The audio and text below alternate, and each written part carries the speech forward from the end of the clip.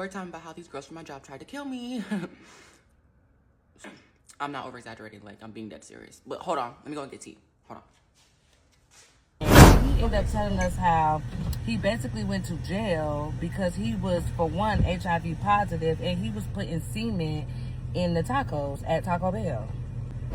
So I've been having hot sex with my sister's newly wedded husband, and I'm a boy.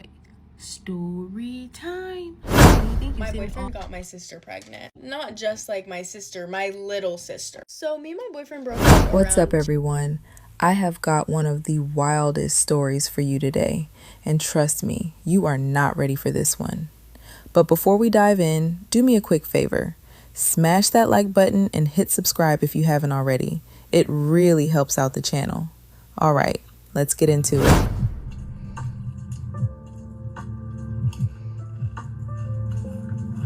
Story time about how these girls from my job tried to kill me. I'm not over exaggerating, like I'm being dead serious. But hold on, let me go and get tea. Hold on. Okay, so boom. This literally was in the time frame of, I would say, 5.5 months. It's been going on. So randomly one day I'm at work, I'm by myself. I didn't really have too many friends when I first started at the job, but we're gonna call this girl Aya.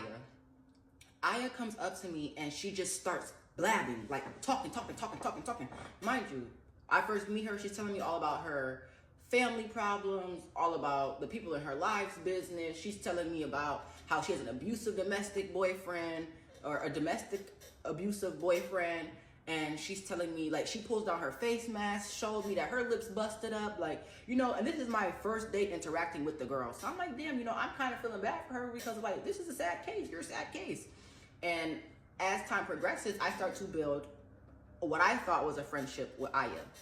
As I start to get closer with Aya, she introduces me to some of her other friends, and I start to get cool with, like, the little, I guess, department that she was in. We were working in 2 different departments, mind you. We met at work. Me being who I am, you know, I overextended myself as far as, like, giving her rides home and stuff. I ended up meeting her parents. I met her siblings. I, you know, was just being my genuine, authentic self. So after meeting everyone or whatever, I started to get closer with her. At least I thought so. And one day, as we were going to, I think, some type of function for Halloween, we decided to go and get Halloween costumes. And as we were on the way there, she informs me that a guy that I used to talk to was trying to talk to her. He came up to her, got her Instagram. He was so goo-goo gaga about her. But mind you, before I had a car, this guy was taking me home. She used to see me and him go home together. He never acknowledged her, at least in front of me. So in my head, I was just like, did I feel a way about it? Not 100%, because everybody knows that the guys at the warehouse are going. All of the men at the warehouse are going, so I can't be mad if a guy is going. Oh, you could have him if you want to, but I did get in contact with him, and I just asked him. I said, hey, if you knew that me and her were friends, this is like probably like 2 weeks after she had originally told me about him trying to pursue her. I said, if you knew that me and her were friends, why would you go and try to talk to my friend? And he then corrects me. I never tried to talk to her. She came up to me and came to get my Instagram. She said that she's been wanting me for months. She's been wanting to talk to me for the last few months.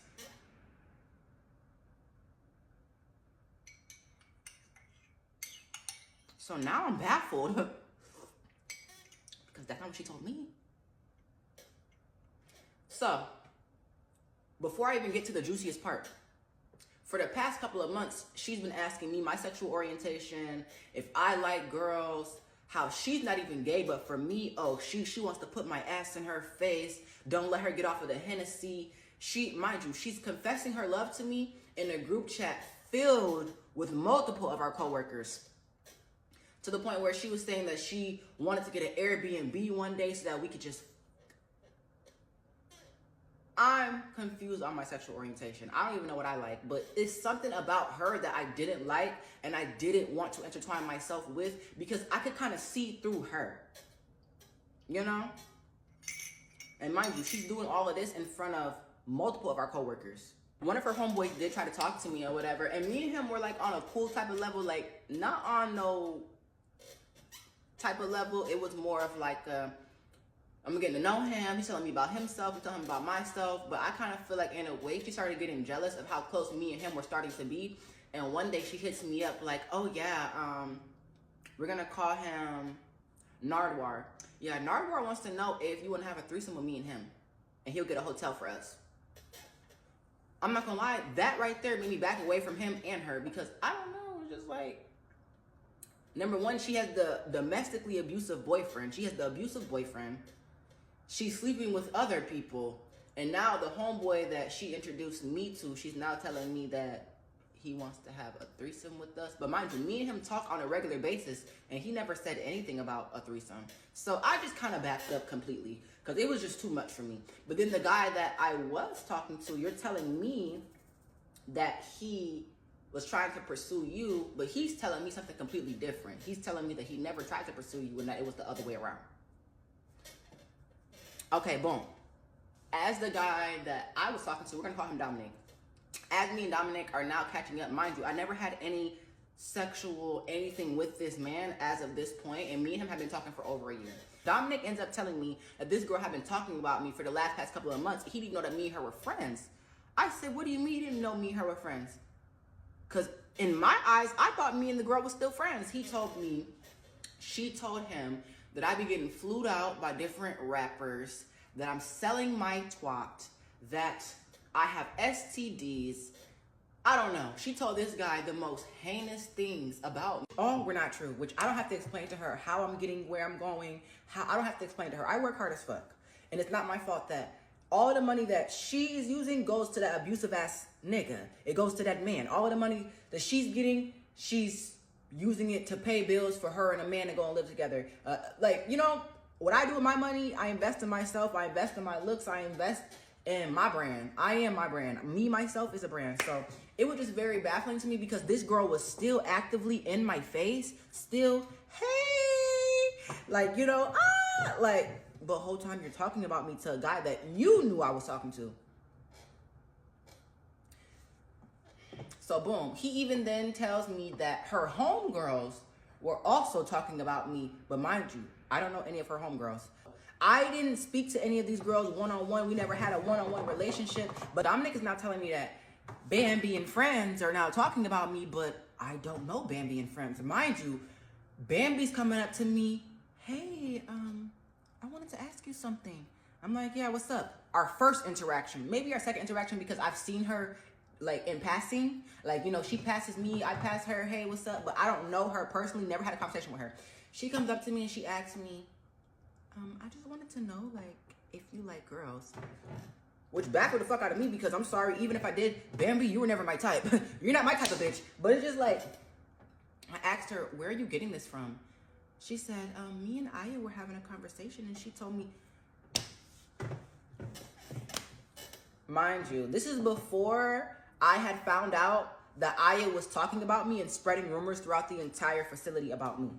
So I had just told her, like, yeah, but I didn't really say too much about it. So now that Dominic is disclosing with me that her friends are coming up to him, showing him my social media, showing him what I'm posting, also feeding into her lies and the rumors that she's creating about me. But Bambi and Aya want to fuck me. They want to fuck me. So how are you guys talking about me, but also trying to fuck me? But then all the guys that want to fuck me, you guys are talking shit about me to them. Because it wasn't just Dominic, it was other people that they were talking about me too. So everything is getting back to me. Even guys where I would consider them like homeboy level, like just regular friends, guys that I would even look at on that type of, you know, sexual level, they're talking about me with those guys also. Which doesn't make any sense to me, because you guys are trying to fuck me, you know? Mind you, we're grown as fuck. After Dominic tells me all of this, he even goes to tell me that, I guess, a situation that happened at Aya's house where they were trying to be funny with me on the phone.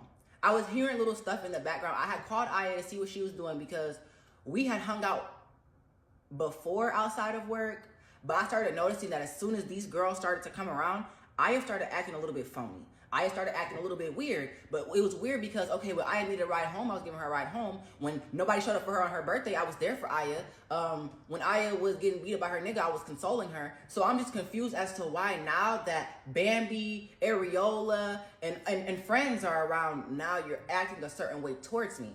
Long story short, I was hearing too much from too many people, and it just made me want to cut ties with everybody. I told Aya, hey, you're talking about me, you said this about me, you said that about me, you said this about me. And I went into detail and told her, I do not know you or your friends for your friends to be discussing me with anybody in this warehouse. Keep them away from me. I do not know them. It doesn't have to be beef. There is no beef. Just stay away from me. But also, Aya and friends were also making rumors about one of my other homegirls. We're gonna call her Layla. Layla is also a pretty girl. She has a nice figure. And they started to be close with Layla because Aya started to be close with Layla because I guess she saw that me and Layla were close. As soon as she seen that me and Layla were having conversation, she literally comes up to me. Oh, I heard that you have a new friend. Where's your new friend? I heard that she was pretty and she was thick. And how did you hear I had a new friend? I didn't tell her about my new friend. How did she hear about my new friend? So now she's trying to be all in Layla's face. She's all in Layla's face trying to be buddy-buddy with Layla. Okay, boom. Her friend Bambi was talking about Layla to a group of guys, and the guys came back and told Layla what Bambi was saying about her. Mind you, Bambi does not know Layla. Bambi never knew Layla. Bambi never knew me. But they're talking about us to these guys. And the guys came back and told us what they said. So after I told Aya, hey, keep your friends away from me, there's no beef, stay away from me, Layla didn't take it how I took it, but Layla basically said, F all of that. You were talking about me. Where are you? We can meet up. We can do what you want to do. So Aya is trying to console Layla like, oh, I understand where you're coming from. That's very weird. If I were you, I would have felt the way about Bambi saying this is that and the third about me too. You can do whatever you need to do. But then as soon as Layla meets up with Bambi and they start fighting, and Layla was tearing Bambi a new ass, Bambi and friends, Aya, Bambi, Areola, Renee, all of them start jumping Layla.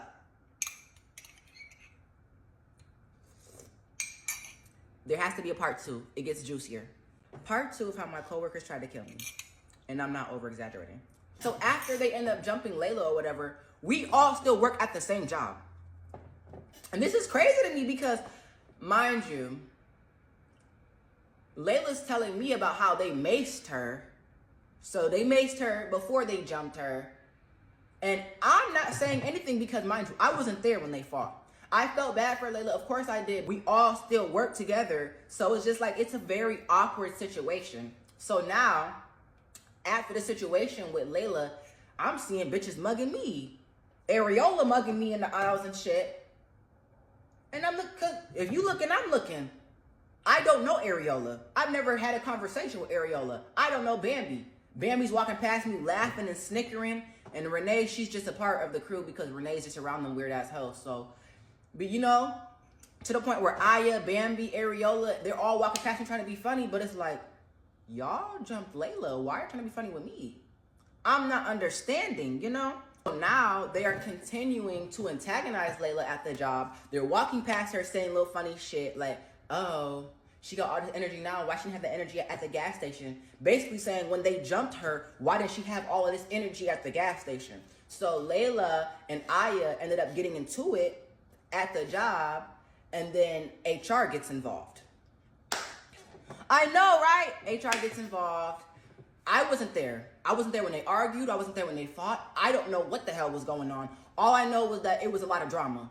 And one day I'm working and I'm by myself because I pick up like not afternoon, but I pick up weekend shifts because I like to have a little extra spending money so I could take my little trips and do what I need to do. As I'm working by myself, Areola walks past me and she's like, police ass bitch. I'm confused as fuck because I've never spoke to Areola. We never had a conversation. She's like, police ass bitch. I'm like, what are you talking about? She said, police. I'm like, who are you talking to? She said, didn't you go to HR? I said, no, I didn't go to HR. She said, all right, bitch, so stop talking to me. I said, do I know you? She said, you don't gotta know me for me to speak to you. I'm like, she proceeds to then say, bitch, you got a big ass forehead, 5 head, bitch, you got a stank ass walk. Now she's antagonizing me and provoking me. Don't know this girl from anywhere. Look, when I say words spread like wildfire, there was another girl at the job that I guess that they had jumped maybe a few months ago. Yes, they're just picking bitches from the job to just jump. I don't know. And she had gave us the whole scoop on her. Allegedly, Ariola don't got her kids. Another one of them don't got their kids. They were evicted a few months ago and homeless. And they had sent this picture around of her. So as Ariola is talking about my forehead, my big head, this big head, that, I pull up an unflattering picture of her and I had asked her, isn't this you? She then proceeds to take my phone out of my hand, throw my phone, and throws water on me, which I'm not gonna lie, it's a reflex. I reflexed and may have or may not have snatched her little ass up. As soon as I didn't punch her, I didn't hit her, she starts screaming, help! HR! Help! Oh, I walked away from her. I went somewhere completely farther away, and then she comes back with Renee. So now her and Renee are at the edge of the aisle, and they're both trying to argue with me. I don't even know Renee. Why is Renee talking to me? I don't know these girls. She said that I don't even know what the hell she said. She just said that she has a freedom of speech. She can say whatever she wants to say to me. And I said, you shouldn't have said shit to me. You should have kept it pushing. You should have kept that shit pushing and kept that shit over there. Bitch, I don't know you. I don't know why you're talking to me. Then she tells me, don't get done like how your friend got done at the gas station. And then tells me to come to the gas station after work. I told her, give me your number. We can set it up if you want to. She then proceeds to tell me she's not giving me her number. I said, okay, so keep it cute, bitch. And I walked the fuck off. Me and Layla end up linking up or whatever, and I'm getting to the point where it's too much arguing going on at the job. It's too much back and forth going on at the job. So they're arguing with Layla and they're having their whole little back and forth. I hear Ariola in the background as they're arguing with Layla on the phone, and Ariola was like, oh, that bitch got a stank ass walk and a big ass forehead, because really bitches don't know anything about me. But Aya utters, and didn't her baby die? And this is where Aya knew what she was doing, because after she said, didn't your baby die, she hung up the phone. So I didn't say anything to Aya, no longer was arguing with her. She would see me at work, she would smirk, but really, whenever she see me, she would keep her head down. Because Aya, I'm starting to realize Aya might be slow. So I left it alone because, number one, Aya didn't really know about what happened to my son. Like, people who watch me and watch my content, they know that I'm very loud about my son. And my son passed away at 4 months old. He passed away from SIDS, and I don't really like talking about it too much because it's like that's still something that I'm healing from. But once I heard Aya say that was something that triggered me, and I completely backed off, because now, bitch, is when I see you is when I see you. That's how I move. And y'all are doing all this extra shit. So Ariola ends up getting fired from the job. Bambi ends up getting fired from the job. Layla ends up getting fired from the job. And now it's just me, Aya, and Renee. Renee still doesn't really say too much. It's them that's doing all of the talking, but since Renee is a part of their crew and that's her friend, she's standing behind her friends, and it's cool because it's whatever with all of that. So, boom. Now, fast forward, how about as I'm leaving work one day, I'm taking one of my coworkers home, and I go to the gas station. I see Aya in the gas station. Aya sees me, she quickly walks past me, and then she's not acknowledging me at all. I looked at her, I didn't say anything. I'm like, let me just keep it pushing. But in my heart, I'm like, no, I can't keep it pushing. All I know is I see Ariola outside in the car, and I said, oh, get out the car. Because this is the one that threw the water on me, the one that snatched my phone. This is her. So I told Ariola, like, get out the car. And she was like, no, I'm not getting out the car. I said, wasn't you doing all that talking at work and trying to snatch my phone and all that talk on the phone? She said, we never had a conversation. What are you talking about? She said, you never called my phone. She said, that happened months ago. That happened months ago. I don't give a fuck how long ago it was. We're not at work anymore. So all of this grabbing my phone, all of this talking and all of that at work, you wanted to do that there. But now that we're out in the public, you just don't want to. So she told me to come up to the car. I'm like, I'm not coming up to your car. Get out of the car. She said she got something nice and hot for me. She got something nice and hot if I come up to the car. Okay, fuck all of that. Aya is still inside of the store. So now I'm waiting for Aya to get out of the store. Aya gets out of the store.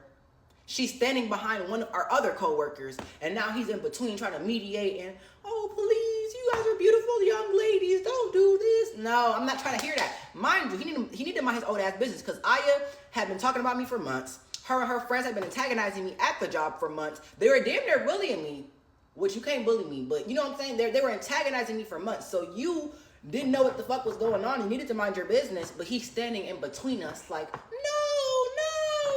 I went around the said coworker. I went around him and I ran up. No words, no talking, because y'all had been talking for months. As I ran up, I'm digging in her shit. Regardless, I'm digging in her shit. Grabbed her, wig came off. Now I'm punching her. Boom. As I'm fighting, I hear a shh. And I'm hearing commotion, but I'm too focused on the fight at hand. I'm not peeping. All of this is going on the side. I hear shh, but I just still swing. I'm still swinging. My hoodie gets over my face. Hold of my hoodie, a good hold of my hair, and she's getting her little hits in. I will never discredit no bitch. She got a cool 3 hits in, but I told her to let go of my hair. She said, nah, bitch. I said, let go of my hair. She said, nah. I grabbed her by her hoodie, and I slammed her little ass to the ground. As I slammed her to the ground, I get on top of her. Now I'm on top of her, and I feel something hard and heavy. Strike across, I would say maybe my nape, my back, my upper back, and my neck. I feel something. And now I'm hearing everybody screaming, that bitch has a bat, that bitch has a bat. And it was Areola. So as I'm fighting, I guess, she maced me. She maced my other coworker that I was giving the ride home. And then as I got on top of Aya, she hits me with a fucking bat. Mind you, this is the same girl who didn't want to get out the car, the same girl who didn't want to fight, the same girl who was antagonizing me for months. It just goes to show that they were never going to fight fair. It was never going to be a fair fight. They never wanted a fair fight. Okay? Boom. I said F all of that. I have not been on the same scheduled shift with this girl anymore. And I left all of that shit alone only because after being jumped and attacked with a deadly weapon, there is no saying what I would do to retaliate. There's no saying how I would proceed next. And everybody's like, oh, she's basically at the job telling everybody that she beat me up, I was bloody. Now, you can't really say that you whooped me because you didn't do it by yourself.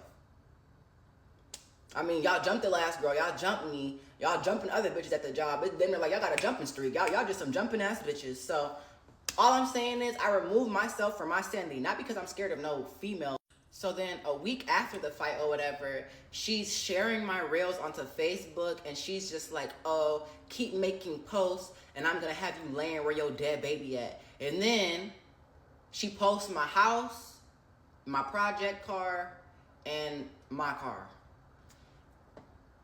Which was weird to me because I ended up texting her after my car got egged. So I guess in the midst of all of that, she comes to my house the next day, eggs my car, throws eggs on all of my front lawn and stuff like that. And I texted her. I asked her, why didn't you knock? She put laughing emojis. I said, ain't shit funny about being scary. She said, I thought you whooped me. I said, like I thought. She said, I'm not gonna keep fighting you.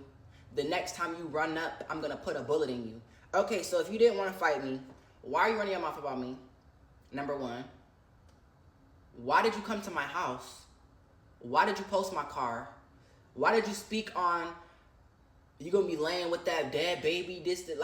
If you didn't want to fight, I would suggest that you shut the fuck up. But it's like she keeps provoking the situation, antagonizing the situation. Why even come to my house? Luckily, she didn't text me to wake me up and let me know shit because she probably wouldn't have left over here. She probably wouldn't have left from over here.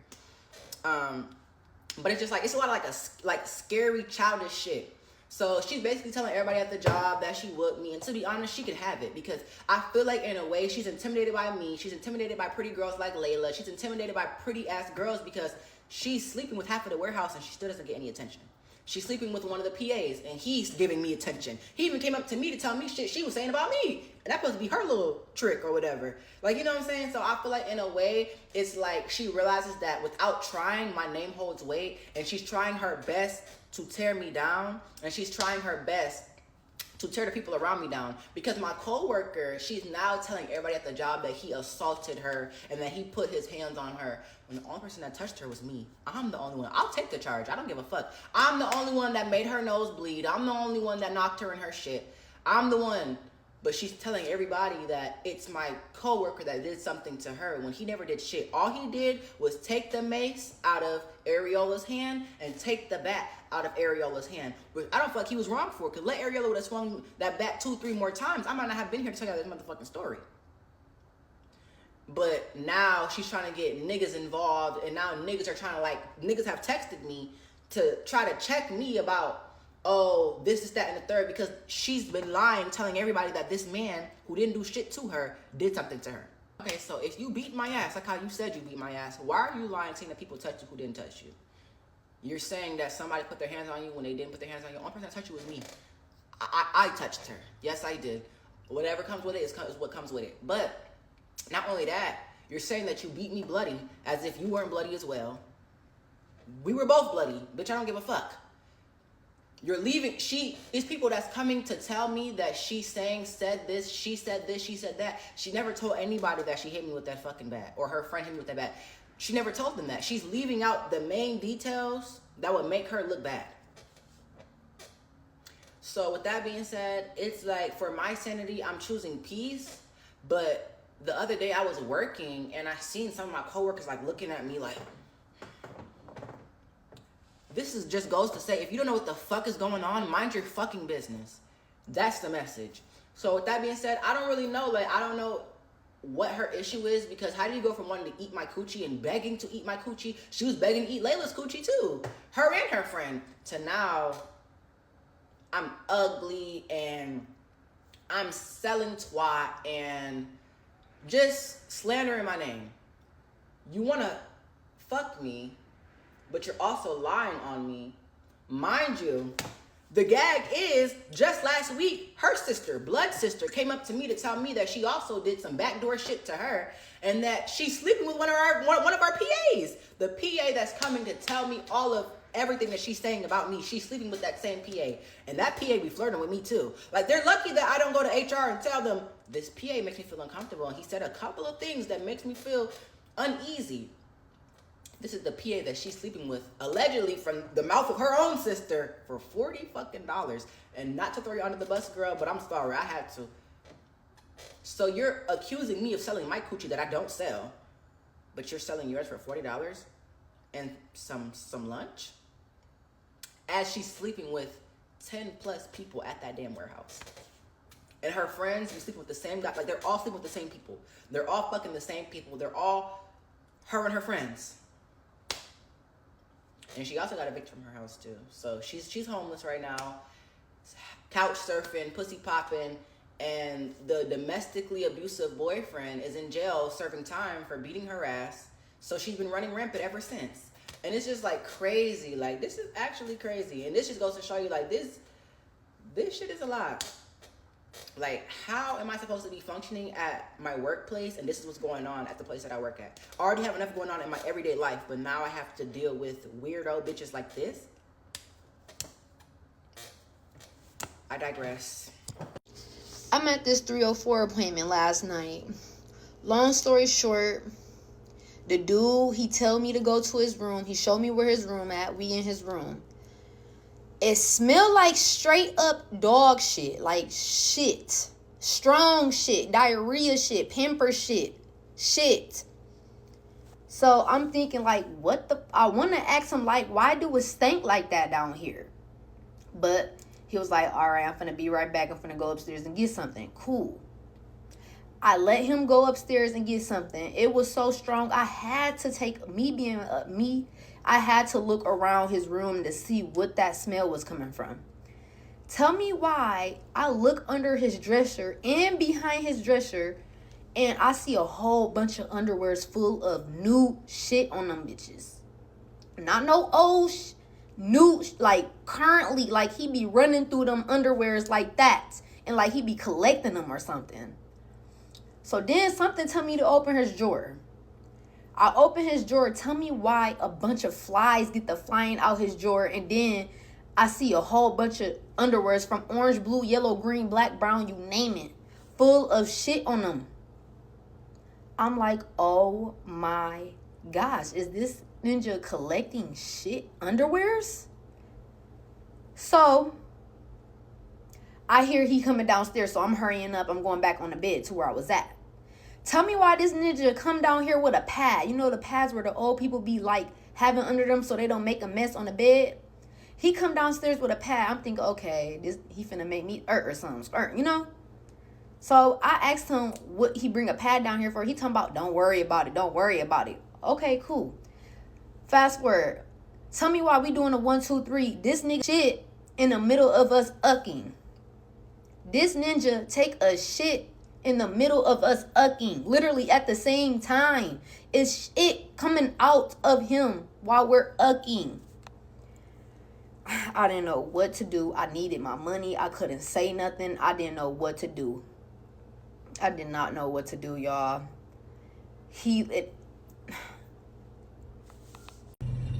Story time.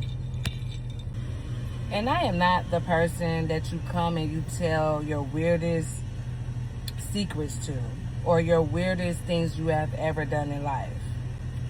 So we had this homeboy that actually we met him or whatever, and he ended up telling us how he basically went to jail because he was, for one, HIV positive, and he was putting semen in the tacos at Taco Bell. So I don't know if he was doing it when people was pissing him off, or if he was just doing it just to be nasty or to spread HIV or whatever. And this is based on a true story. But what I do know is that it was real, and he went to jail for it. I believe he went to prison for it. And y'all, when I tell y'all, not only he was spreading it through the tacos, but he was spreading it in real life. Like, I actually knew a girl that actually passed from it. R.I.P. to her. And he looked so healthy. He looked healthy. He seemed healthy. I even thought that it was a lie when they told me that, like, he had HIV positive. Like, no, I think he had AIDS. I don't know. Whichever one is the worst one. I don't know. But he was definitely the carrier, and he was definitely putting that shit in people's tacos. And that's why I do not like Taco Bell to this day. Like, I am terrified to eat there. Like, I literally, like, I just, it'd be hard for me to fuck with that shit because you never know the weirdest shit people do. That was low-key traumatizing, and literally just a grown-ass group of bullies, bitter as fuck and hateful because their lives are boring and miserable. Think about it. Aya walked up to this girl on literally day one and started spilling her entire life, her family drama, her boyfriend situation, all of it. And that's not vulnerability. That's a red flag. People who dump everything on you immediately aren't building trust with you. They're testing how much they can pull you into their orbit. And once you're in, you become part of the cycle, either as an audience, a resource, or eventually a target. She kept saying, I don't know these girls, about Bambi, Areola, Renee, and that's the part that's actually scary. These people had zero personal relationship with her and were still talking about her, spreading lies, mugging her in the aisles. That tells you everything you need to know about how group dynamics work with toxic people.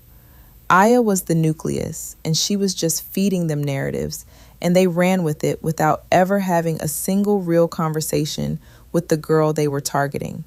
People will form an entire opinion of you based on what one messy person whispers to them. Jealousy disguises itself as friendship is massive here too. Aya wanted to sleep with her, wanted to be around her, was meeting her family, getting rides home, but simultaneously telling guys she had STDs and was selling herself. That contradiction only makes sense when you understand that some people want access to you, not because they like you, but because your presence bothers them, and they need to be close enough to dismantle you from the inside. The fact that she was doing the exact same thing to Layla the moment Layla came into the picture proves it was a pattern, not personal. The part about her son, that was the moment where you could tell the dynamic shifted from petty workplace beef to something genuinely cruel. Using someone's dead child as ammunition on social media, threatening to have someone laying where your dead baby at. That's not drama anymore. That's someone who lacks a fundamental piece of themselves. And I think the creator recognized that too, because you could hear her voice change when she talked about it. She pulled back not because she was afraid, but because she understood that engaging further with someone like that could cost her something she can't get back, whether that's her freedom, her safety, or her peace. The self-awareness she showed toward the end is actually the most underrated part of the whole story. She literally said she removed herself not out of fear, but because she couldn't guarantee how she'd respond next time. That's maturity. Knowing your own limits. Knowing that retaliation might feel justified, but could ruin your life. That takes more strength than running up on somebody at a gas station. The coworkers standing around judging her with looks, but not knowing the full story, that's real life. People will watch you go through hell, hear one side, and form a whole narrative without ever asking you what happened. And the lesson there is that you genuinely cannot control perception. All you can do is protect your energy and stop performing for people who were never in your corner. And this is why I don't speak to nobody. And if they come up to me, I walk away. Now, this story about the taco guy speaking a sickness through food, oh my God, what has this world come to? Genuinely do not know what people are going through or what people are capable of. That's the scariest part. She said it herself. Dude looked healthy, seemed normal, and nobody would have guessed any of that was going on. That's a real reminder that appearances mean absolutely nothing. People can walk around looking completely fine and be carrying the heaviest, darkest things behind closed doors. You can't always trust the surface. There's the trust thing with food. I know it sounds simple, but when you hand your food over to a stranger, at any restaurant, any drive-through, you're putting a wild amount of trust in someone you've never met.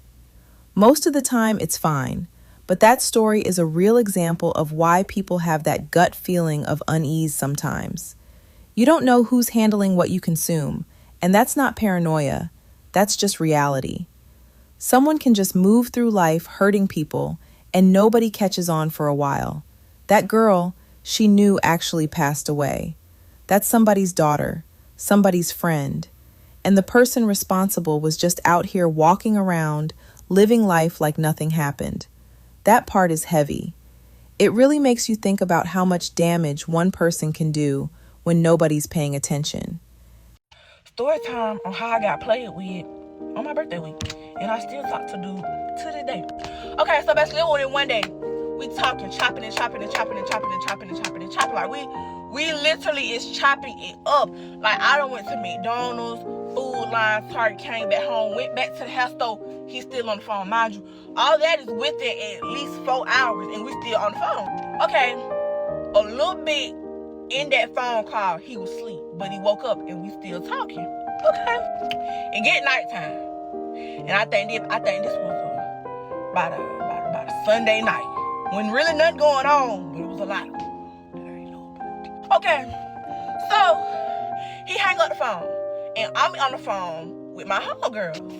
I'm on the phone with my homegirls. We talking, chopping and chopping and chopping and chopping and chopping. I go on Instagram. I click on his story. Why? Because it's right there. I click on the story. I see him hooked up with somebody else. Now, I will say this. He didn't post it, but you know how when your friends post you with your little, maybe a couple of months ago, they gonna do it maybe 3-4 times. Probably get back at you. But what you don't do, you don't repost it. When they post it, whoever on their account see it.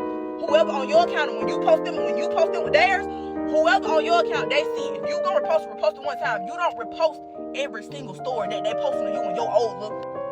This nigga reposted every single story that his homeboys was posting. And it was at least 6 on them. He had, bruh, the nigga was sending messages and her sending them. sending messages. He wasn't sending them. And you know me, I'm confused. I'm like, what is he doing? So I get the courage. I get up. I text him, what's going on? Why you let me know? What's he? And nigga said, leave me alone right now. Leave you alone right now. Mind you, it's Sunday night. My birthday that Saturday. Get him banned. Okay. So I said, I get back on Instagram. I'm thinking he done deactivated everything off his account and deleted it. No, that's why I messed up it. So I calmed down. I'm in the shower. I'm thinking, I'm like, he done play with me. Within these 3 weeks that we done been talking, he done played with me. No. He ain't deactivating nothing. That nigga hit me from the story. I didn't notice, bro, hit me from the stories until I got on my other spam account.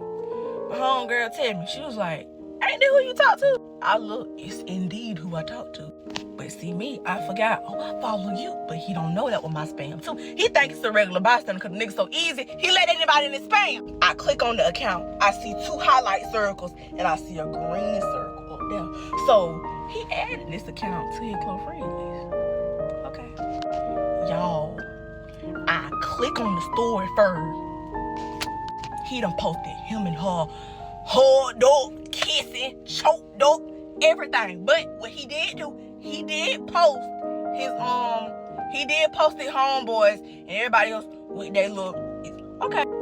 I remember I called Dre. Dre, I'm finna spaz. I tell Dre what's going on. She like, calm down. We finna go follow him. See what's up. They text him. They take too long. They not really quick like me how I am. They weren't going too fast. I get on text now. And I lit it up. Because I'm talking about, God forgive me. I talked about him and his mama. I ain't care. Because you played with me on my birthday week. I think it was when he did. By January 18th. My birthday was 6 days following that. So it was January 24th. I'm talking about he had me so blowed. Well, I was in the downstairs bathroom doing like this that whole time. I couldn't think straight. My mama asking me, you hungry? Can't even eat right now. I calmed down. After everything said and done, and I'm thinking, bro, done with me. Alright, I block him on the text number. Stop sharing my location. I block him on Instagram. Block him on iMessage. Block him on Snapchat, TikTok, and we had add each other on Twitter. Don't even add why. But I block shot on everything. But what I forgot to block him at was his main spam on my main spam. Okay. So everything done died down maybe an hour to 30 or 2 hours later. It's around 11 o'clock now. 11 going on 12 right now. Okay, everybody got school in that morning. I'm finna go ahead and lay it down. I'm finna call this tonight. Something said, go get on Instagram. I get on Instagram because we're just there.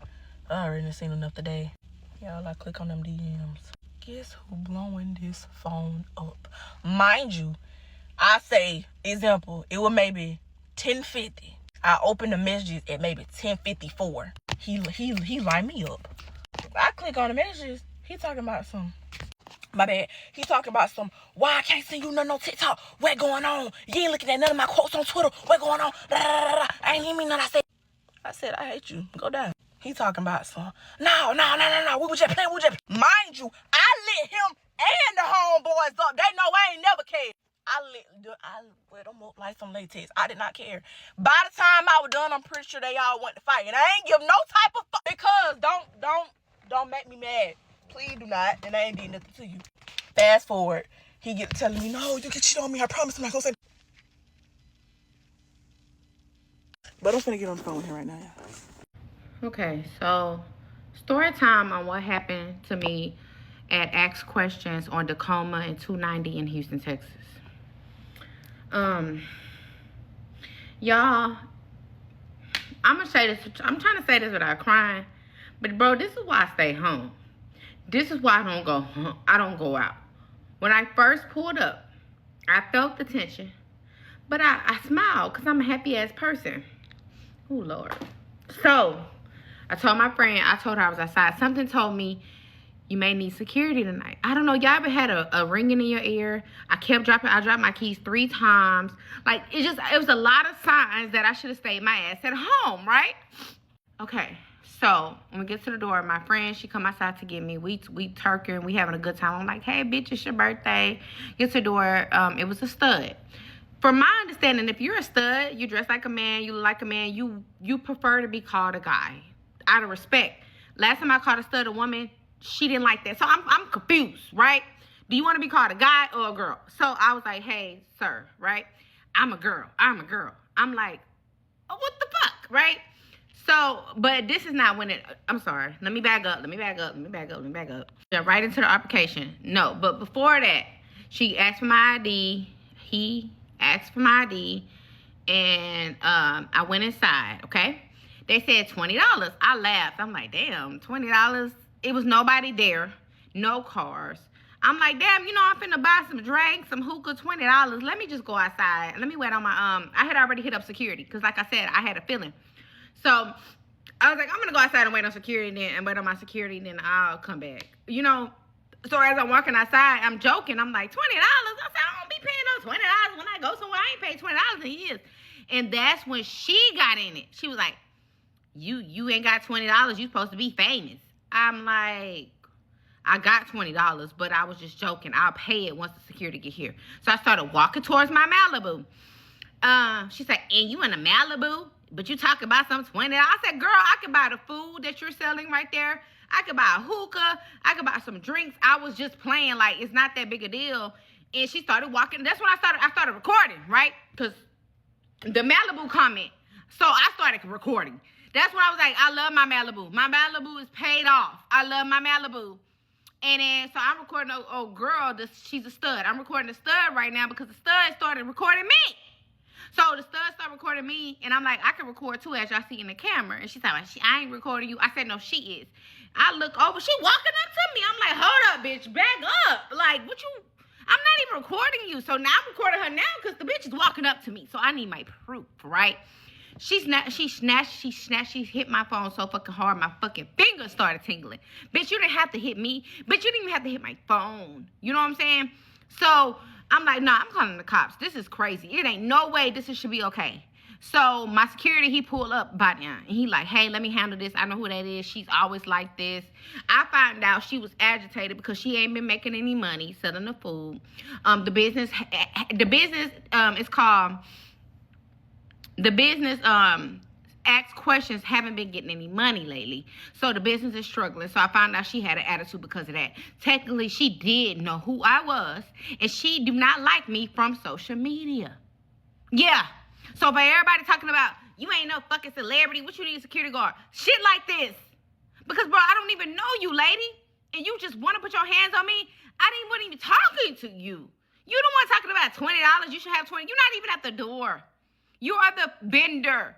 So then the owner come out, and the owner like, y'all seen the video, the owner like, well, honestly, my mama like that. You can't be recording nobody. If you record them, then they have every right to hit your phone out your hand. I'm like, you the owner? You telling me? She's like, look, just don't put my business online because we want to keep business going. And she said, why don't you come inside? You ain't got to pay no $20. I'm like, it never was about the $20, bro. I was joking. I was like, $20? I ain't paid $20 in years, which is true. I ain't paid $20 in years. I mean, I was fucking joking. I was going to pay that and pay for my security, too, because I didn't want to go in there by myself because I already felt weird. So for her to come out and justify, she said, you need to apologize to her, too. That's what she said. She said, I'll have her apologize to you if you apologize to her for recording. She wanted me to apologize to her for recording. And then girl apologized to me for hitting my phone by my hand, because bitch, you still hit me. My fucking finger was tingling like a motherfucker because I got long ass nails. So when she snatched the motherfucking phone out of my hand, fucking finger damn near broke my nail. So you're not gonna sit here and tell me I'm tripping. Yeah, and that's what she said. She said, well, I'm the big booty girl. She started showing my security pictures of her. Said, yeah, I'm the one that really own this. The owners that really be here, they don't be doing nothing. I run this. One time, the owner friend came and they tried to charge him $20 and it was a problem. Just telling all the business. And I'm like, what does it got to do with your fucking vendor assaulting me? That's assault, right? She don't think it's assault. Cops pulled up by now, right? Cops pulled up. And they talk to her first, and then they come talk to me, and they tell my security he can stand over there. My security like, no, I'm not standing nowhere. I'm standing right here with her. Ain't you recording right now? And he's like, yeah. He's like, so what you want to do? Do you want to press charges? Because that was assault. She did hit you. And I'm like, so what's going to happen? He like, the DA may pick it up or may not pick it up. I don't know, you know. And I told him, I said, this is not even my side of town, man. I'm going to go back to where I know, you know, because I'm all the way in the trenches. I find out I'm on Tacoma and 290 right down the street from Antoine, okay?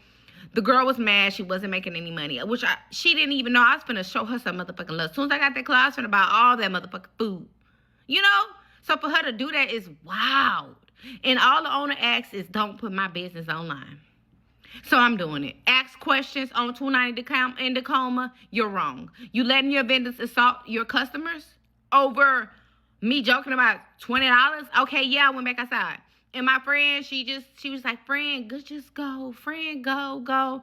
I'm like, damn, friend. Friend? This is why I don't use that word lightly. This is why I don't have no motherfucking friends. Because, bro, if that was me, I would have been like, friend, let's get the fuck up out of here. Let's go somewhere. So my security, he took me to another place, and they welcomed me in with open arms. It's called D&D on Richmond. D&D on Richmond, the owner welcomed me in, got me some lamb chops, got me some drinks, had a good time. So thank you, D&D, for turning my night around. By myself. I went out by myself. Yeah, and that's how that went. So if I'm wrong for recording the situation when they started talking shit, anytime I feel any situation is going to get hostile, I'm going to record for my proof. Any situation, I'm going to record. That's what I do. I'm going to record. I never knew I could get beat the fuck up for recording. Never knew. Been having hot sex with my sister's newly wedded husband, and I'm a boy. Story time. When you think you've seen it all, someone somewhere is just gonna say, no, you're just getting started. I'm currently a 25-year-old young boy, and my sister recently got married, which was around last year, August. Before she got married, I was aware that she and her boyfriend or fiance were trying to get a permanent resident visa to Canada. They had been processing it. Everyone was very much aware of that. Then her own visa got approved first, only her, and that was around June. That was after they started planning the wedding. So they had the wedding in August. The plan was she was going to travel almost immediately after her wedding. Mind you, they had also been trying the husband's own, but the husband's own was yet to get approved. So the plan was she would go first, and then if the husband's own gets approved, he would go and join her. He had the wedding successfully in August last year, and by November, she traveled to Canada. Before she traveled in November, I was posted to her city in Abuja in September for my NYSC. So I was living with her and her husband at the time before she finally traveled. The plan was for me to start staying there, get accustomed to the place so that whenever she travels, I can help her husband with domestic chores like cooking, cleaning, and the likes. When my sister traveled, my sister's husband and I never shared any glances. We never even bumped into each other. We never had any encounters. He did not know what was going on with me. I did not know what was going on with him. And I've heard a few things about Abuja men, but like I didn't think my sister's husband, I mean, he's her husband. If he was not sexually involved with the woman, he would not be with her. So around December, after my sister already traveled, it was only the both of us in the house. One particular day I was going to their room and I mistakenly walked in on him stark naked. And what I saw was impressive. I could not get it out of my head for days, for months.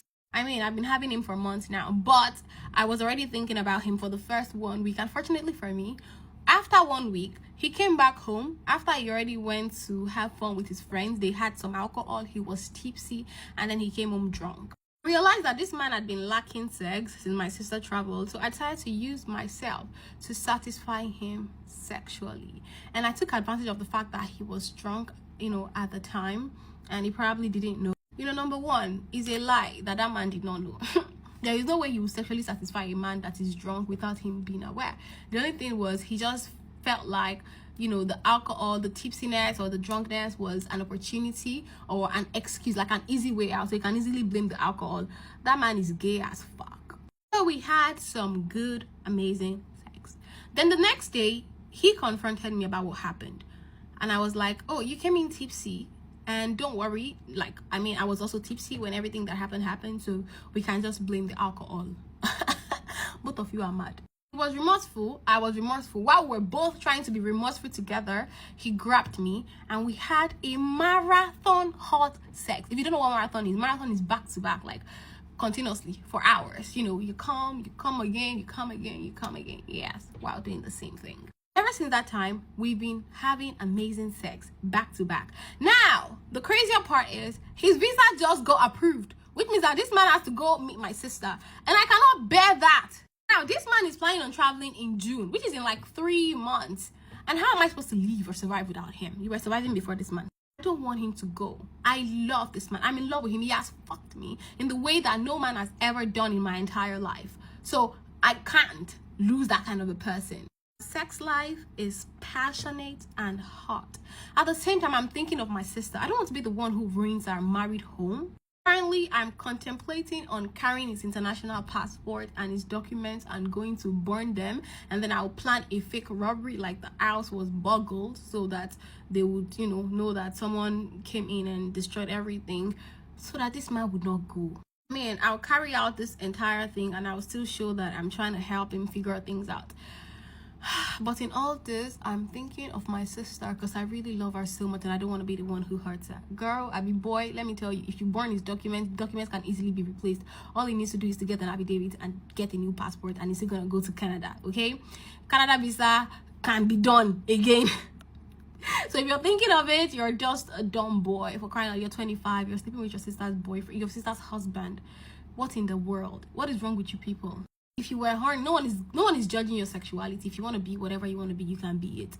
But why on earth are you going for someone that is already a family? Like, he's supposed to be a brother to you. And the fact that you're even having this ill thought of keeping him to yourself, knowing fully well that he's married to your sister, and you're saying, I love my sister. You don't love your sister. If you love your sister, you would not even have fucked that husband in the first place. And when it happened the first time, you would not have continued and make it a normal routine.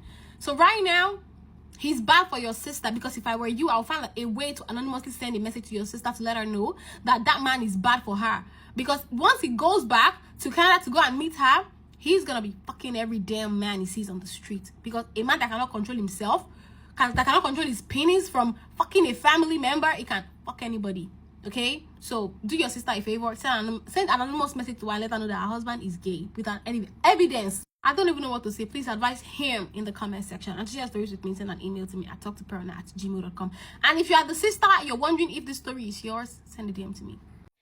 Story time on how an Uber driver attempted to kidnap me. I know it sounds crazy. Y'all, please bear with me because y'all know I do not do these type of videos. But, so, boom, let's get to the story. One night, it was like a Sunday, I think. So I get in the car. Well, I put myself in the car. I get in the car, right? And I'm like, hey, how are you doing? I'm respectful because I'm like that in every ride. Like, I'm always asking how you doing. Like, how your day been? I'm not trying to chat it up, but I'm just trying to make sure your energy's good. Like, I walked in the car. I'm like, hey, how are you? He just looked back and which was fine. I'm like, okay, cool. It's 10. I'm tired anyway. Like, I don't want to talk, but it was kind of like eerie, right? So, okay, cool. And this was nothing but God. So before I left my house, I charged my headphones, right? Because I always put my headphones in. Don't do that, y'all. Please do not use headphones in an Uber. You need to listen to what is going on around you. Don't be like me, okay? He had his phone connected, right? So I'm listening to the Bluetooth and they're talking about child porn, okay? They're talking about child predators and all types of stuff about the black webs that they use and what child predators use to talk to kids and all these websites and stuff. I listen to true crime podcasts all the time, but this one was different. Like, they were diving too deep into what was going on. Like, it was weird. Like, so I'm kind of getting like a little, not scared, but I'm like, what the heck is he listening to? And I ended up searching it up. So if I find it, I'll put it on the screen or in the comments. Every time I'm in an Uber, I'll put the address I'm going to in my maps. And that's what I did. But I noticed he took a turn, right? So I'm like, where is he going? But he had ended up going to the gas station. But this man did not say a word. He did not give me a heads up, anything. He just pulls into Quick Trip. And then he stopped the car. Then he looks at me and he says, I'm going to the bathroom. Is that okay? I'm talking to y'all how he's talking to me. He literally was like, I'm going to the bathroom. Is that okay? Like, it was a weird, eerie tone. Like, ooh. So then, when he went inside the gas station, I called somebody and I'm like, stay on the phone with me because I feel weird in this Uber. Like, and I should have just gotten out right then and there, but I was like, okay, like, I'm praying. I'm literally praying while this man is in the gas station. I'm like, Lord, please don't let this be my last day. Like, oof. And it's so crazy because a man, he was in the side, like, he was parked next to us, and he was like, you good to me in the car? And I was like, yeah, like, and I put up the thumbs up. I'm like, shit, I hope so. Like, okay, then, right, he comes back. He comes back in the car, and he looks into the mirror, and he's just looking at me, my heart is literally racing, y'all, because the car is off, and he's just looking at me. Then he turns to me, like, slowly. He turns his head slowly, and he said, are you safe? And I'm like, bro, what? Like, my heart started beating. I'm telling y'all, I was scared. I was so scared. And I was like, yes, why'd you ask that? Like, is there a reason I shouldn't be? And then he said, he looks at me again, and he turns again, and he said, are you sure you're safe? I said, yes. Like, why'd you ask? I said, why'd you ask that? And he said, because you look young. I'm like, in my job, I'm trying to act like I'm older, because nah, you listening to all that child, So I'm like, no, I'm not that young. Like, maybe I'm 30. Like, he says, you're in an unusual Uber. Bro, when I tell y'all, my heart sunk to the ground. Because what do you mean I'm in an unusual Uber? Like, y'all, I started praying in my head. I'm like, Lord, oh my God, like, I'm gonna... And I'm like, what do you mean unusual? He was just like, you look too young to be out at a time like this. And I'm like, oh no. I'm like, I said, is everything okay? Like, and he says, yes. If you ever feel unsafe, let me know. Also really, really pretty. And I'm like, okay, well, do I need to jump out? But I'm like, I'm thinking in my head, like, okay, cool. I know God got me. I should not be fearing anything. Like, I know God got me. He's not gonna let anything happen to me. Like, I know God got me. Y'all, if anything like that happens, jump out the car. But anyway, so we're riding, mind you, it's an hour ride. I don't have my headphones in. I'm listening to what's going on. The podcast is so freaking weird. Like, it's just talking about everything, all the tactics that they use and all types of stuff. We're getting closer to the destination, right? And we were on the right side of the road, right? And then he got into the turning lane. The buildings were black, like the buildings, all the lights were turned off. It was nobody in that parking lot, bro. And when I tell y'all, I got to praying. I'm like, Lord, like, oh my goodness, like, I'm gonna cry because this was crazy. I'm like, Lord. Like, I'm literally praying, like, don't let nothing happen to me, please. Mind y'all, the directions, it did not say turn at all. It was no point of him turning that way at all. So, cool. He was about to turn, and I said, sir, there's not a turn right here. And he just looked in the mirror, bro. He just looked in the mirror, and that's when I started talking to the person I was on the phone with, because, like, you need to know that I have somebody, like, I'm talking to somebody. It's just me in a car, but baby, I have somebody on speed dial that'll come through. And yeah, so anyways. Yeah, so he just looked at me through the mirror. He just looked for a good 20 seconds. Like, y'all, my heart is, like, I'm panicking. So yeah, then he got out the turning lane, and thank God he took me to my destination. Y'all know what's crazy? As soon as I was about to turn into the neighborhood, police car was just sitting there. I'm like, okay, like, God really loves me, because, y'all, it probably wasn't about to be another night. My boyfriend got my sister pregnant. Not just like my sister, my little sister. So me and my boyfriend broke up around 2 months ago because he just had family issues going on and says that he just needed a break and time for himself. We also both just felt like we weren't growing in the relationship together at all, so we just cut it off. For me to find out a month later, my sister is 4 months pregnant with his kid. One of my very close friends kept telling me that she had suspicions of my little sister and my boyfriend. And keep in mind, my boyfriend was 3 years older than my little sister, so I was like, no, that is not true. They would never do that. Girl, little did I know. And the reason why a lot of people were suspicious, because it wasn't just my close friend, there was a few of my other friends that were pretty suspicious. It was because my boyfriend and her would hang out quite a lot, and they would post like cute little selfies of them on Instagram and just TikTok videos and stuff like that. But I was like, oh, it's just my little sister, like, he's just being friendly with her. There was a few times he canceled on me to hang out with my little sister instead. Exactly how I found out she was pregnant was through an Instagram story while I was on vacation with one of my friends. So no, he did not break up with me because of family issues. No, he broke up with me because my little sister is pregnant. By him. Like, it was a literal maternity shoot. They both posted it, so I knew it was his. So I texted them, and they were like, yeah, we were gonna tell you when you got back from vacation. We just didn't know how. Why didn't you guys tell me 4 months ago? So I guess now he's a part of my family. But she's been staying at her house the past few days since I got back from vacation, but we're all going to dinner to talk about this. So wish me luck and tell me what I should say to them. Bye, guys. Okay, y'all, this is part 2 of me telling y'all about my weird ass coworkers. And this time, y'all, it's about a fucking boy. Like, ugh, I'm over it already. So boom, y'all, they started clocking in. It's nothing. Chilling. I'm with my homegirl. We're just walking around, girl. And some new people had came in, like, after my orientation. Like, some more people had came in, like, after us, like I would say like a week later. And it's like, this time it's like a group of boys. Like, at first it was like a little bit of boys up there, but like they was like old and shit. Like, nobody was worried about that for real. This time it's a group of men, like YNs type shit. So bitch, everybody, all the girls up there excited. Like, it's a lot of the young girls up there too. Like, they just all like, you know, it's a lot of YNs coming in. So everybody just like, I'm gonna kiss. I'm like, yes, girl. Like, mind y'all, this a warehouse, so it's like bound to happen. Like, working at a warehouse is just like working at just like being at school basically. So everybody picking and choosing shit. I'm not worried about it because I'm scared of men. Like, no, don't even look my way because I'm gonna look away. Like, no, I'm gonna run away. Like, no. I mean, obviously, like, someone was looking at me, but it was like, no, I'm here to work. Like, bitch, bills need to be paid. I'm here to work. Like, leave me alone. So all the YNs and shit get on the floor, like, while me and my homegirl working and shit. It's 2 of them. Like, it's like 3 of them in a group. Like, it was other people, but it's like 3 of them in a group. The 3 that was in the group was working behind me and my homegirl.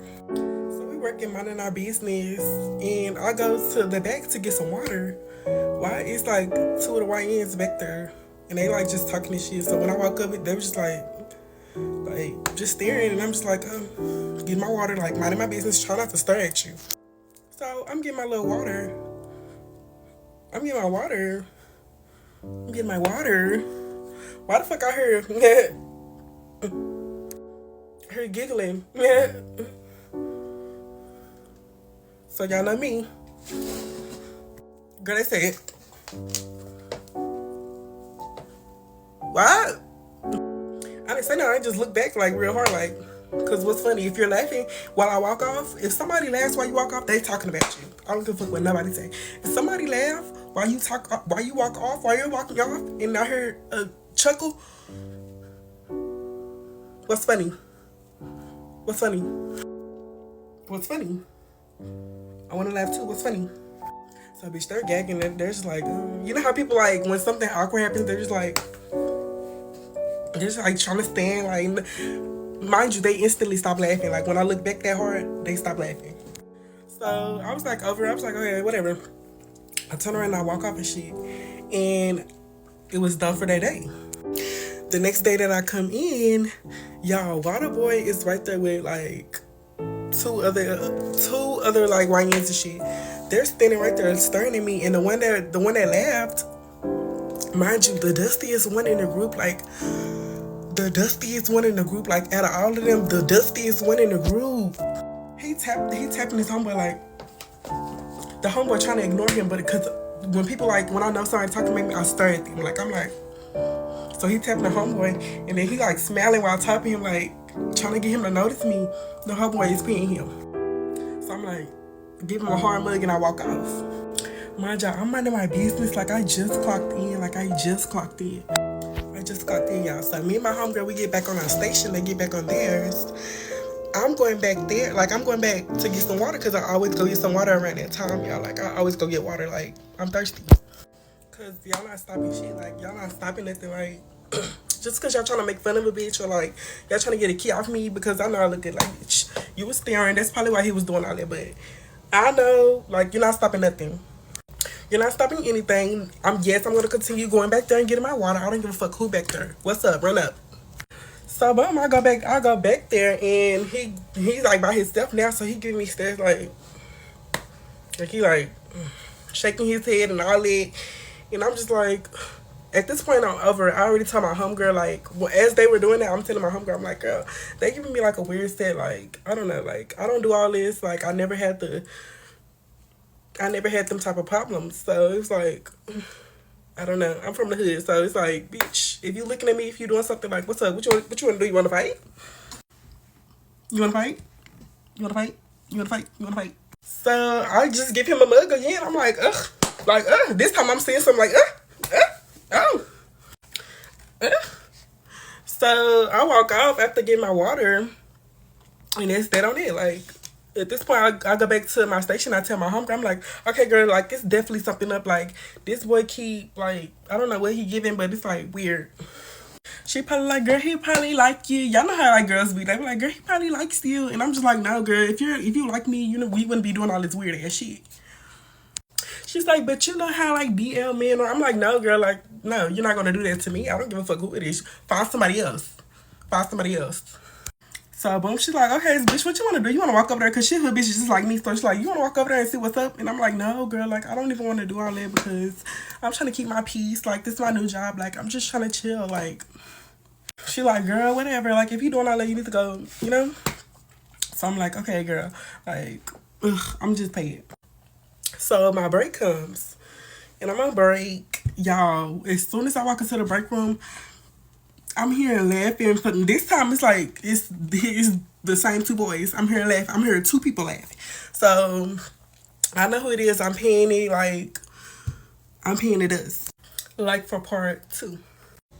Okay, y'all, this is part 2. Okay, so y'all, in part 1, I was telling y'all, like, I ended off with, like, me going into the break room. And they were, like, right there laughing and stuff. But this time I paid it because it's like, I'm not even up here to do all that. I'm not up here to argue with nobody. I'm just up here to make my point. So boom, y'all, it's the next day.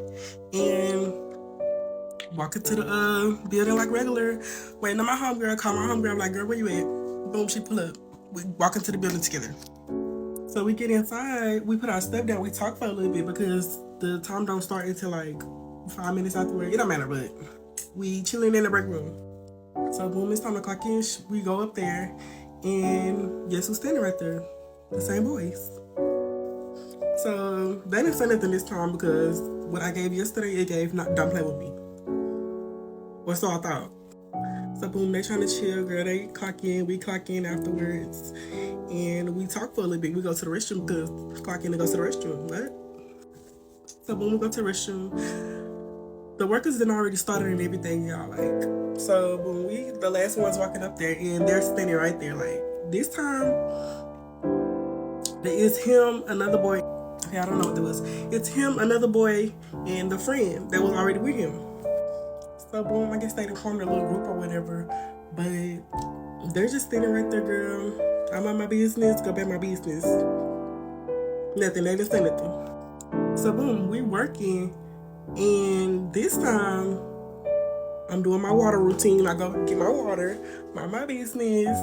This time when I walk back there, y'all, it gave him just staring at me like, this time it just gave like, let me stare at you. So when I stepped back, he was like, this time I'm like, what are you looking at? Like, what are you looking at? Like, I'm seeing it, but I'm walking off like, what are you looking at? So he was just like, and then just started walking off doing his work again. Dusty. Ugh. So this time I'm on it. I tell my homegirl, I'm like, girl, I'm finna walk over there. Like, I'm done. Like, bitch, I'm finna go confront the situation or what? She's like, no, just calm down. Like, we can walk over there, but like, don't do nothing. Like, please don't do nothing because she know how I am. Like, stop playing with me. Got some for that. So this time I'm just feeling like, bitch, I'm finna follow you around this building. Stop staring at me. What's wrong with you? So boom, I walk over there. My homegirl following me and she trying to stay far back in case I like pop on him or whatever, but it wasn't giving that shit. I was just gonna be like, ugh, like, what's up? So boom, I walk over there. Yeah, I played it so cool. Like, the way I did it, I went the other way around. Like, if y'all know like warehouses, they got like rows of like rows of stuff, and then you just like go, people like working in the middle of the rows. So boom, he's like minding his business, girl, like cleaning up and stuff, like sweeping and stuff. So y'all, I walk over there in calm voice. I'm like, excuse me. Yeah, girl. I'm like, excuse me. So he look up, he like, all right, my fault. And then he look at me. He like, girl, when he look at me, all he saw was,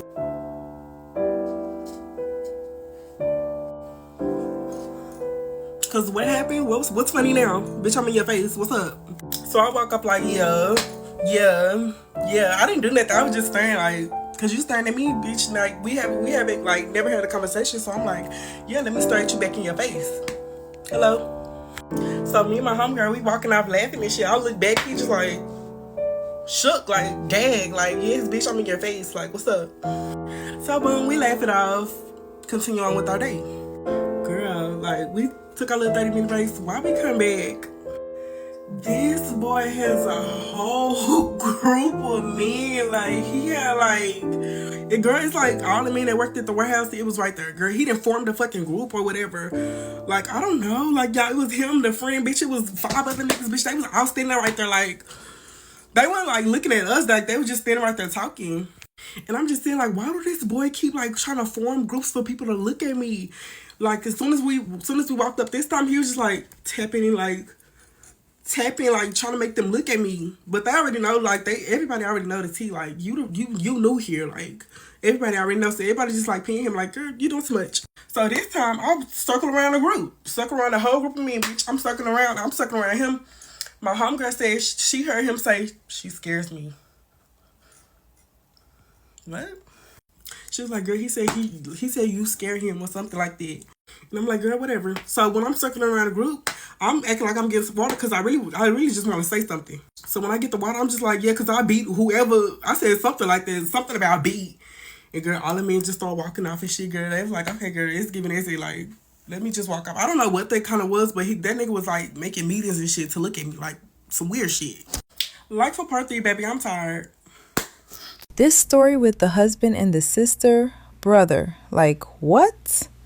Lust is root to all evil, because what is he doing? People can rationalize betrayal when desire is involved. This guy knew from the jump that this was his sister's husband, not some stranger, not someone with no ties to him, her husband. And yet, the moment attraction entered the picture, all of that family loyalty just evaporated. It's a reminder that boundaries aren't just things you believe in abstractly. They're things you have to actively defend, especially when temptation shows up looking real convincing. Blaming the alcohol thing, which the narrator in the video called out perfectly. Nobody was fooled. The alcohol was just a convenient excuse for both of them to do what they already wanted to do without having to own it. And that's something I think applies way beyond this story. People love finding external things to blame so they don't have to sit with the fact that they made a choice. He chose it.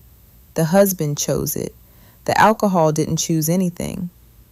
Lust gets rebranded as love. This guy is saying, I'm in love with him, after a few months of a purely physical, secret arrangement built on betrayal. That's not love. That's attachment to pleasure and the thrill of something forbidden.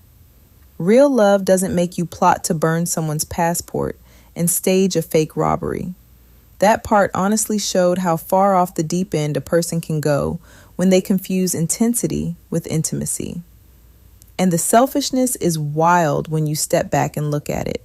He says, I love my sister, in the same breath as planning to sabotage her marriage and her husband's future. You can't claim to love someone while actively destroying their life behind their back. Love and betrayal like that don't coexist. One of them is a lie. And in this case, it's pretty clear which one. Husband is the bigger problem here for the sister long term. Because if a married man is sleeping with his wife's sibling under her own roof while she's abroad working to build a future for both of them, that pattern of behavior isn't going to stop just because he changes countries. Geography doesn't fix character. That man is going to be the same person in Canada that he was in Abuja. When you let someone into your home and your life out of trust, like the sister did with her brother, you're incredibly vulnerable. And the people who betray that kind of trust aren't just hurting you in the moment, they're making it harder for you to ever be that generous and open again. That's the real damage. It's not just the affair. It's the fact that this sister will probably never look at family the same way if she ever finds out. Burning documents is pointless. Passports get replaced. Visas get reissued. Desperate plans born out of obsession almost never work and usually just make everything worse. If you find yourself plotting crimes to keep a situationship alive, that's not a sign you're in love. That's a sign you need to take a massive step back and probably talk to a professional. Heavy story, but real talk. Situations like this happen more than people admit, and the common thread is always the same. Someone prioritized what felt good in the moment over what was right, and then couldn't find the exit. Now, this story time with the girl and her little sister situation with her ex-boyfriend's savage moment by him. Honestly, like what? She handling this with such poise, and I have no idea how. She's way too calm, and I hope you can heal from this properly. God bless her. I had to pause after the first sentence because this level of betrayal is unfathomable. How people will give you a fake reason for leaving instead of just being honest. He told her it was family issues and that he needed space to work on himself. That whole speech. And really, he was just trying to get out clean because he knew what was coming. People will wrap up betrayal in the nicest packaging sometimes. So when someone gives you a breakup reason that feels vague or rehearsed, it might be worth sitting with that a little longer before you just accept it at face value. The selfies together, the TikTok videos, him canceling plans with his girlfriend to hang out with her little sister, all of that was happening right out in the open. That's what's wild to me. It wasn't even hidden well. And I think that says something about how, when we love people, we'll explain away almost anything to protect the image we have of them in our heads. She literally watched the red flags happen in real time on social media and still thought, oh, they're just being friendly. The trans story time at the workplace seemed kind of funny to me, honestly. She couldn't tell if this dude was mocking her or into her. And instead of spiraling about it or playing detective through other people, she literally just walked up to him. That takes a different kind of confidence. Most people would have just kept talking about it, kept guessing, kept letting it eat at them. She went straight to the source. And yeah, she was heated, but she still went. That's a lesson right there. If something's bothering you, go address it. Sitting with confusion just makes you more upset. And the longer you wait, the bigger it gets in your head. By day 2, she was already feeling like she wanted to pop off. So imagine if she let that build for a whole week. It would have been way worse. Her homegirl played her role perfectly. She didn't gas her up to go fight. She didn't dismiss her feelings either. She was like, yeah, we can walk over there, but please don't do nothing. That's a real friend. She validated what was happening, but also kept her grounded.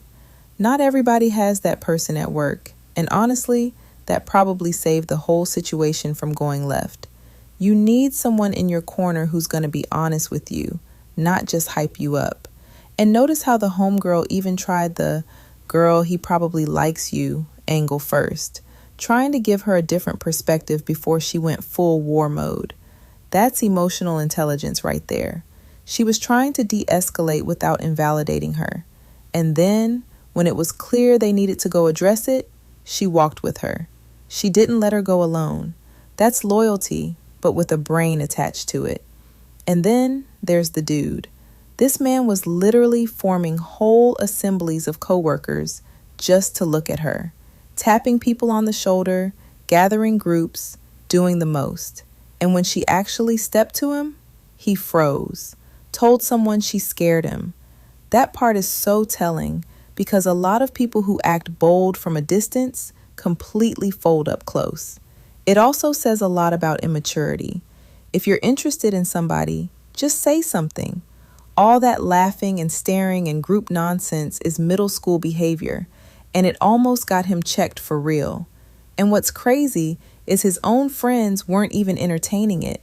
She said his homeboy was peeing him, basically ignoring the tapping and not playing along. When your own people aren't backing your energy, that should tell you something. Even they knew it was weird, but he kept going anyway, which just shows how some people double down on dumb behavior instead of reading the room. When she said, "I know I look good," and "bills need to be paid, I'm here to work," she knew her worth, but she also knew her priority. She wasn't about to let some dude derail her money or her peace at a brand new job. That balance of confidence and focus is underrated.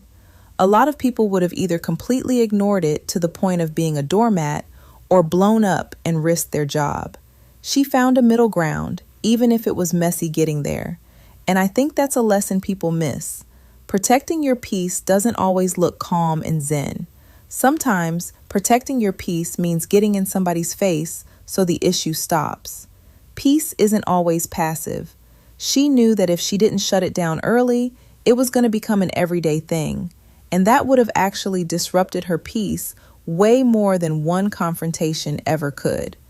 Also, can we talk about how she said, "I'm from the hood," and explain that where she's from, if someone is staring or acting funny, it's a threat. That's real context that matters. Everybody doesn't interpret social cues the same way. What he probably thought was playful or flirty, she was reading as disrespect or even a potential confrontation. That's a huge lesson about how differently people communicate based on where they come from. You can't just assume everyone is reading your energy the way you're putting it out. He thought he was being cute. She thought he was being hostile. Neither of them was wrong based on their own experience, but the disconnect almost caused a real problem.